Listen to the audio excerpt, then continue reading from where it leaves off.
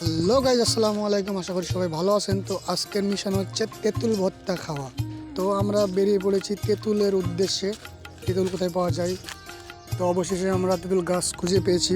এর মধ্যে আমাদের আধার গাছে উঠে পড়েছে। তো আমি এদিক ওদিক একটু দেখার চেষ্টা করছি যে কোন সাইডে তেঁতুল বেশি পাওয়া যায়। তো অবশেষে তেঁতুল হাতে পেলাম। তো আসলে কাঁচা তেঁতুলের খাওয়ার মজাই আলাদা। তো এদিক ওদিক দেখার পর এদিকে আমাদের হাসান কাকাও দেখছি তেঁতুল চেটে পুটে খাচ্ছে। এদিকে আজহার চাচা এই ডাল থেকে ও ডাল তেঁতুল পাওয়ার চেষ্টা করছে। তো ফাইনালি আমাদের তেঁতুল সংগ্রহ করা শেষ। তো গাছ পুড়িয়ে মোটামুটি ভালোই তেঁতুল সংগ্রহ করেছি। তো এবার আমাদের যাওয়ার পালা। তবে যাওয়ার পথে মনোরম পরিবেশ এবং শীতের আভাস, চারিদিকের পরিবেশটা অনেক সুন্দর ছিল। তো ফাইনালি আমরা বাইক নিয়ে উদ্দেশ্য বাসার দিকে। তো অবশেষে বাসায় এসে একটি বাতিলে তেঁতুলগুলো পরিষ্কার করার জন্য এদিকে আজহার রেডি করছে। তো অপর দিকে খেয়াল করে দেখে একটা বড় চাচা হাজির।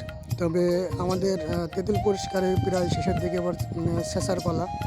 তো আমি চেষ্টা করছি সমস্ত তেঁতুলগুলো একে একে সবগুলো ছেঁচার জন্য। আমার তেঁতুল ছেঁচা শেষের দিকে, এবার মরিচ ছেঁচার পালা। আসলে তেঁতুল ছেঁচা মরিচ না হলে আসলে তেঁতুল ছেঁচাটাই হয়তো বা দিতে হবে। তাই মরিচগুলো সুন্দরভাবে বেটে নিচ্ছি। তো অবশেষে সব কিছু বাড়ার পর এবার সরষের তেল দিয়ে সুন্দর করে মাখিয়ে নেওয়ার পালা। তো আমি সুন্দর করে সরিষার তেল পেঁয়াজ ঝাল দিয়ে সুন্দর করে মাখিয়ে নেওয়ার চেষ্টা করছি। তো অপর দিকে অলরেডি খাওয়ার জন্য রেডি হয়ে আছে হাজার হাসান। তো আমরা চলে যাচ্ছি আমাদের নির্দিষ্ট ভিআইপি সে মাচায়, যেখানে আমরা আমরা বসে সময় কাটাই, সবাই আড্ডা দিই। তো এই হলো আমাদের ভিআইপি মাচা। তো আস্তে আস্তে আমাদের আজহার হাসান উপরে উঠে আসছে সেই কাঙ্ক্ষিত সময় ফেস করার জন্য। তো ফাইনালি আমরা অবশেষে চলে আসলাম আমাদের সেই মিশন সাকসেস করে। এবার খাওয়ার পালা। তবে প্রথমত খাওয়ার জন্য টেস্ট করছে আমাদের হাসান কাকা।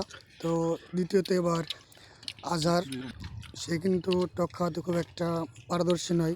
এবার আমি ট্রাই করছি খাবারের টেস্টটা দেখার জন্য। আসলে টেস্টটা অসাধারণ ছিল। এদিকে আজহার চাচা ধীরে ধীরে খাওয়া চালিয়ে যাচ্ছে, কিন্তু হাসান এদিকে কিন্তু ঝাল এবং টকের কাছে আস্তে আস্তে হার মেনে যাচ্ছে। তবে খাওয়া কিন্তু বন্ধ হয়নি, ধীরে ধীরে চালিয়ে যাচ্ছে।